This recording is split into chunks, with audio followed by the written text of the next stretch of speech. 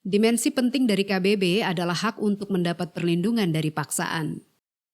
Paksaan adalah suatu kondisi ketika seseorang menggunakan kekerasan atau intimidasi untuk membuat Anda melakukan sesuatu. Dimensi utama dari kebebasan beragama atau kepercayaan adalah bahwa setiap orang berhak untuk memiliki atau mengubah agama atau kepercayaan mereka. Dengan kata lain, beragama atau berkepercayaan serta ekspresinya bersifat sukarela. Inilah yang dijelaskan oleh hak atas perlindungan dari paksaan. Tidak ada satu pihak pun, baik itu negara, pemimpin agama maupun orang atau organisasi apapun yang berhak untuk memaksakan kepercayaan atau praktik atas kepercayaan mereka kepada orang lain. Termasuk juga tidak berhak untuk membuat orang lain memiliki, mempertahankan, atau mengubah agama atau kepercayaannya. Kovenan Hak-Hak Sipil dan Politik Pasal 18 Ayat 2. Tidak seorang pun dapat dipaksa sehingga terganggu kebebasannya untuk menganut atau menetapkan agama atau kepercayaan sesuai dengan pilihannya. Dimensi ini tidak hanya melarang negara untuk memaksa warga negaranya, tetapi juga memberi tugas kepada negara untuk melindungi orang-orang dari ancaman maupun kekerasan dari orang atau kelompok lain di dalam masyarakat. Namun demikian, di seluruh dunia kita dapat melihat contoh-contoh paksaan dalam bentuk ancaman, kekerasan maupun hukuman seperti denda dan penjara. Paksaan juga bisa dilakukan dalam bentuk yang lebih halus seperti misalnya menawarkan pekerjaan dengan syarat mengubah agama atau menghentikan akses pada layanan kesehatan dan pendidikan ketika seseorang menolak untuk menganut agama atau kepercayaan tertentu. Terkadang negara terlibat dalam pemaksaan, baik secara resmi melalui pembentukan hukum atau legislasi, maupun melalui tindakan pejabat di tingkat daerah. Komunitas Bahai adalah kaum agama minoritas terbesar di Iran. Sejak Revolusi 1979, Bahai telah mengalami penganiayaan secara sistematis sebagai akibat dari kebijakan pemerintah yang memaksa mereka untuk berpindah agama ke Islam. Dalam kurun waktu 10 tahun setelah revolusi, lebih dari 200 penganut Bahai dibunuh, ratusan lainnya dipaksa, ratusan lainnya disiksa atau dipenjara, dan puluhan ribu lainnya kehilangan akses pekerjaan, pendidikan, dan hak-hak lainnya hanya karena kepercayaan agamanya. Hingga Desember 2017, terdapat 97 penganut Bahai yang ditahan karena kepercayaannya, termasuk 6 pemimpin Bahai di tingkat nasional. Contoh ini menunjukkan adanya keterkaitan antara diskriminasi dan paksaan.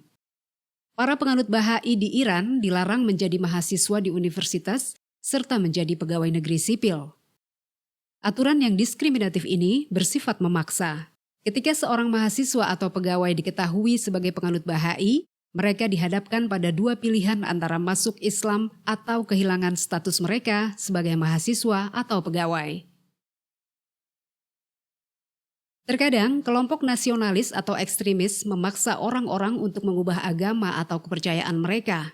Daesh atau yang disebut juga dengan ISIS memaksa penganut Yazidi dan Kristen untuk berganti agama dan membunuh mereka yang menolaknya.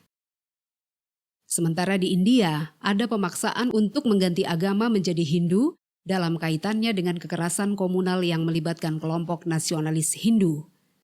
Di Myanmar, terdapat dokumentasi kasus-kasus ketika para tentara memaksa orang-orang Kristen di bawah ancaman senjata agar mereka melepaskan iman mereka dan berpindah ke agama Buddha. Di beberapa bagian Republik Afrika Tengah, umat Islam juga diancam akan ditembak kecuali mereka masuk atau pindah ke agama Kristen. Meskipun larangan pemaksaan secara formal berlaku terkait hak untuk memiliki, mengadopsi, atau mengubah agama atau kepercayaan, ada juga paksaan dalam praktik beragama dari negara atau anggota masyarakat lainnya.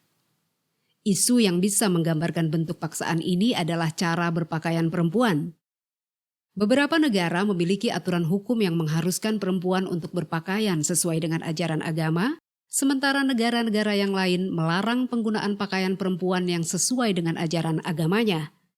Para perempuan dapat mengalami pelecehan dari orang-orang di luar komunitas agamanya ketika mereka mengenakan pakaian yang sesuai dengan ajaran agama mereka, dan juga mengalami pelecehan dari orang-orang di dalam komunitas agama mereka ketika perempuan ini tidak mengenakan pakaian yang sesuai dengan ajaran agamanya.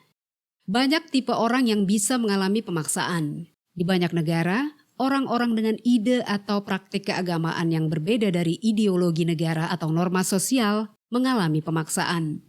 Minoritas, ateis, orang-orang yang berganti agama, serta orang dengan agama yang dipandang asing sering mendapat pemaksaan. Dan di dalam kelompok-kelompok keagamaan, orang-orang yang dianggap menyimpang, menodai, atau tidak mempraktikkan agama secara benar dapat terkena pemaksaan untuk mengubah kepercayaan dan praktik mereka. Pemaksaan dapat dilakukan oleh negara, keluarga, atau komunitas mereka. Dapat disimpulkan, pemaksaan dapat meliputi ancaman, kekerasan, diskriminasi atau hukuman seperti denda dan penjara, serta dapat datang dari negara atau dari orang-orang dan kelompok-kelompok di masyarakat.